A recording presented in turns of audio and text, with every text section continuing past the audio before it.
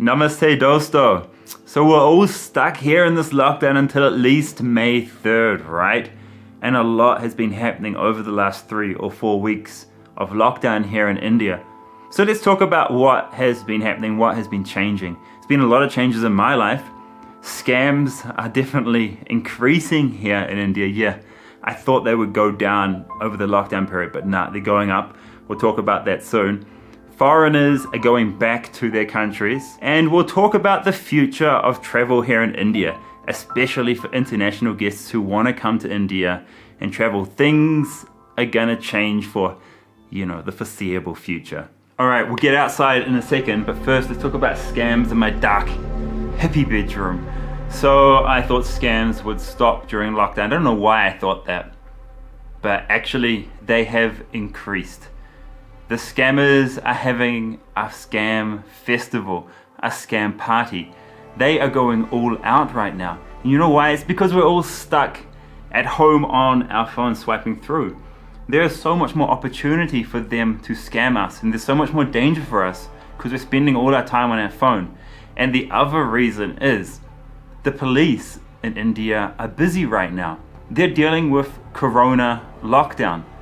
They don't have time for other cases like scams. They're just not investigating them at the moment, and the scammers know this. So the scammers are going hard right now. And that's why I'm getting so many emails from people at the moment.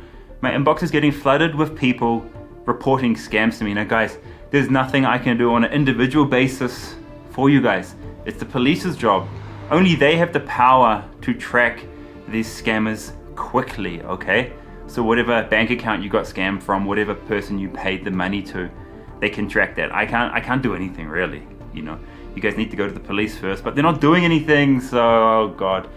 It's one of those situations right now, and it's up to us to be smart and to be educated about what's going on. So I'll talk about a few scams which I'm seeing a lot right now. The first scam, and this is the biggest one that I've seen, people posting their account details as the official Prime Minister Cares Fund.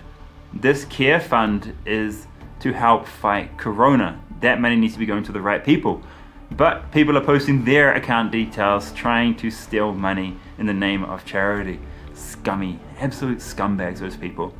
The next one I've got a few emails about over the last few weeks. It seemed to start 2 weeks ago, this attack. Like websites get hacked and everybody's username and passwords gets posted online. So someone has downloaded one of these password dumps and they've started emailing thousands of people and a lot of Indians saying that we have your password, and then they put your password in the email and they say you got to donate a few bitcoins into this account, or we're going to wipe all your files and all your emails or whatever else. Whatever the email says, it's called ransomware.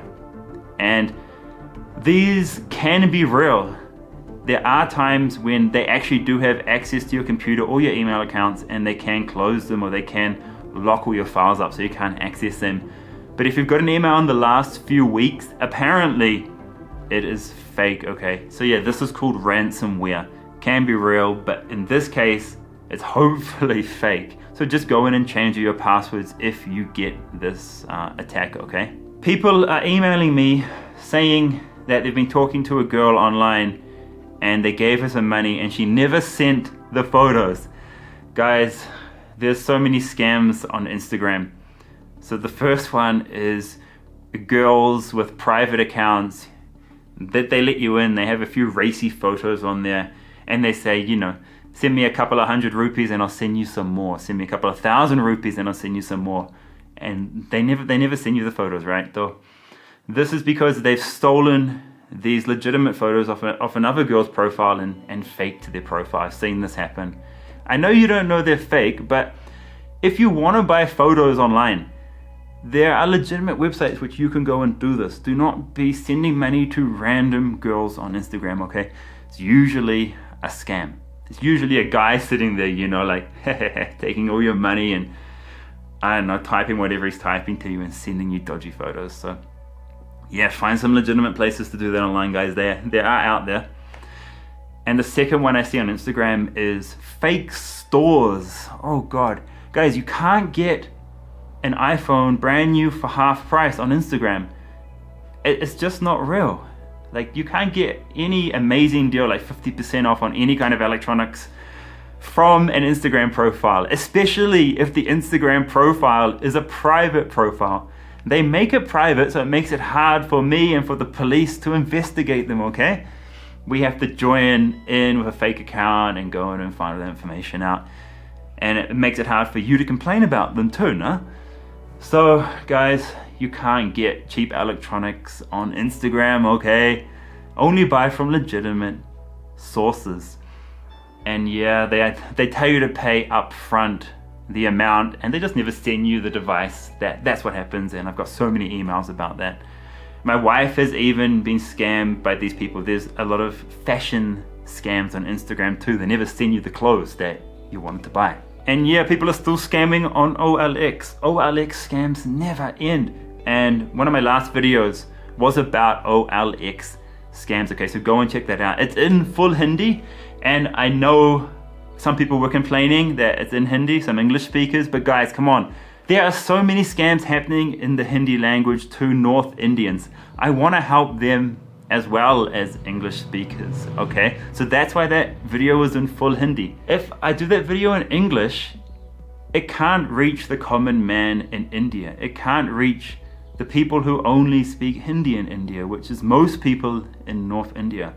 Only a small percentage of people speak English in North India, okay? So yeah, that's the reason. I want to be able to help all North Indians with those Hindi scam videos. There are so many scams happening in Hindi these days, oh my god.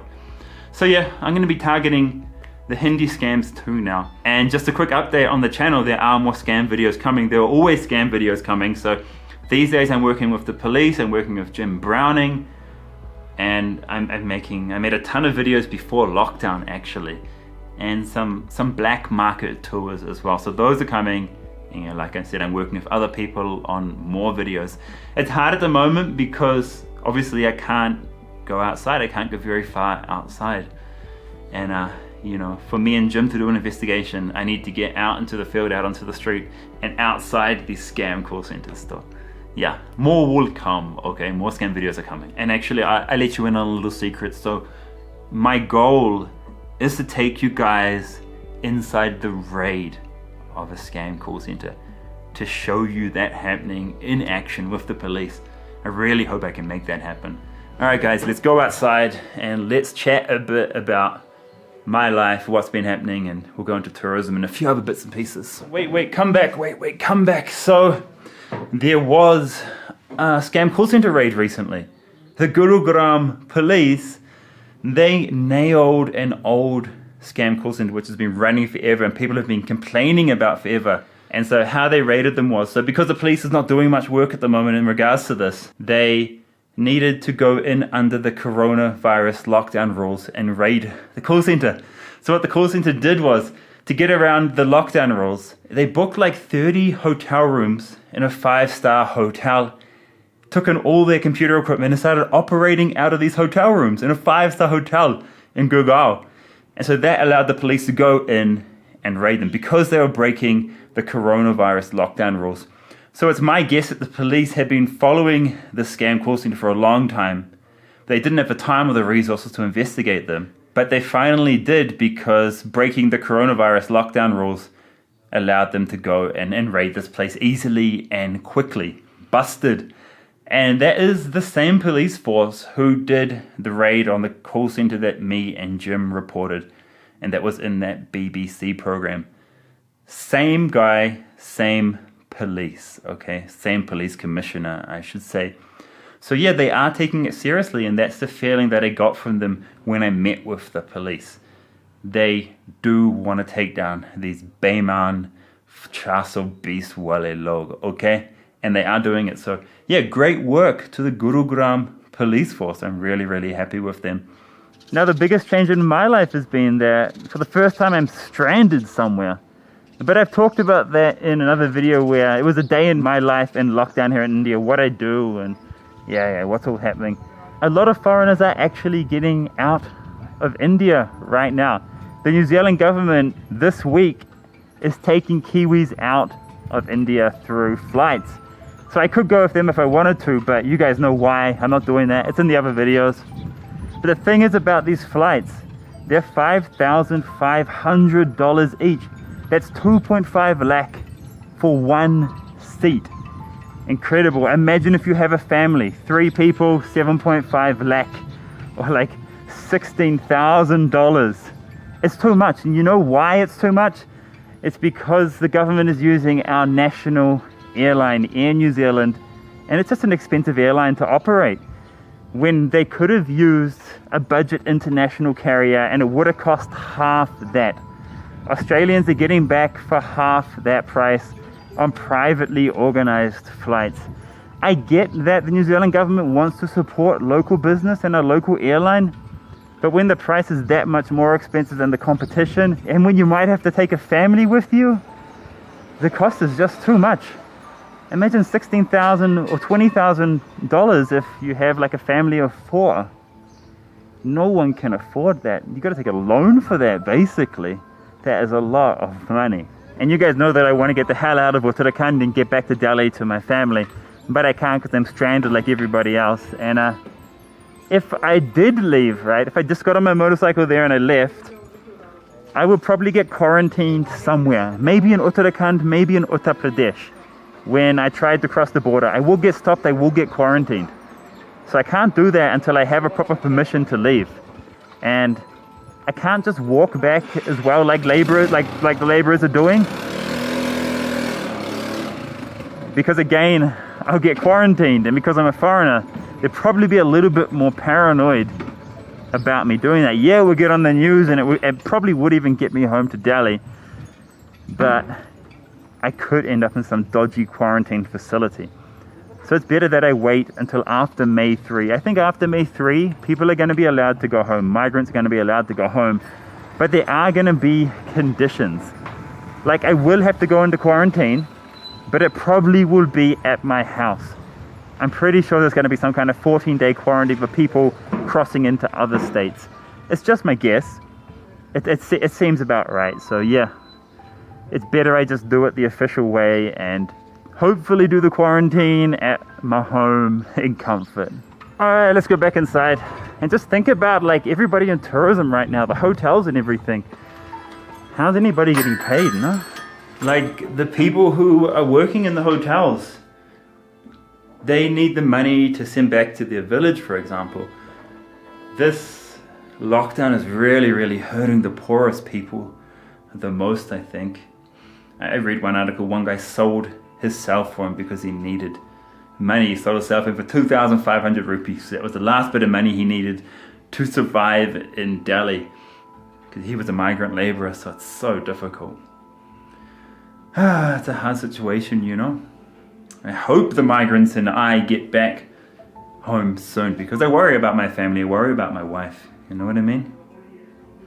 Anyway, let's go eat some food. I'll show you what I'm eating, and then we'll talk about tourism some more. What I think the effects are going to be on international tourism. The biggest changes in my life, besides not being able to go outside, is I basically become like a vegetarian now. I get meat once a week. Usually it's pork. People like pork in this part.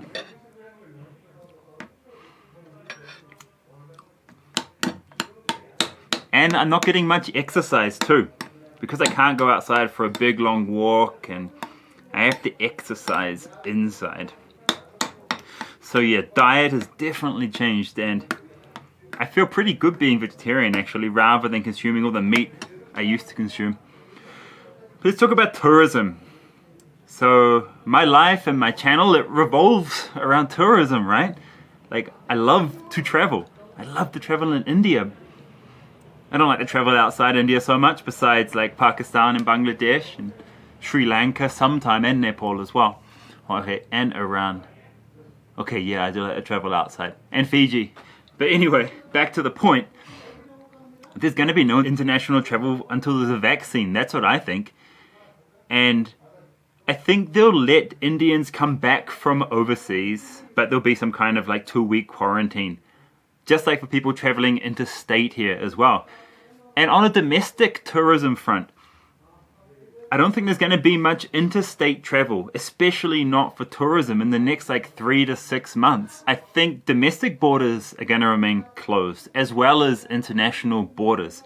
How can we let foreigners into India when some countries are really badly affected by corona? We need to control it first in India. So I don't really see international travel. That's the sound of a monkey jumping on like a steel roof. I can't see international travel happening for the rest of the year to India, besides Indians returning home. So yeah, that sucks, because Manisha and I had planned to start a tourism company next year, but that's going to be delayed now. The sad fact about tourism for the rest of the year, it's not going to be like it was, and it won't be like it was until we have a vaccine. Then we can all start traveling more freely again. I had planned to go to Pakistan pretty soon, actually. I had planned, but that had to be put off or put on hold until later in the year, until that's possible. There's been one big benefit of being in lockdown. I've become so much more productive. Like, I've got so much time to sit right there and edit my videos for you guys and make this kind of content. So I have been more productive. I have nearly finished my merchandise line. Manisha and I are still planning our tourism company, so this is all still happening in the background. And because I'm alone here, all I can do all day is work. Now tell me in the comments, guys, how are you doing during lockdown? What's your situation? What do you think about what's going to be the future of travel as well? I'm interested to hear what you think about domestic and international travel. What's going to happen? Nah? Alright, I'm going to eat my dal rice and upload this video. Jai Hind.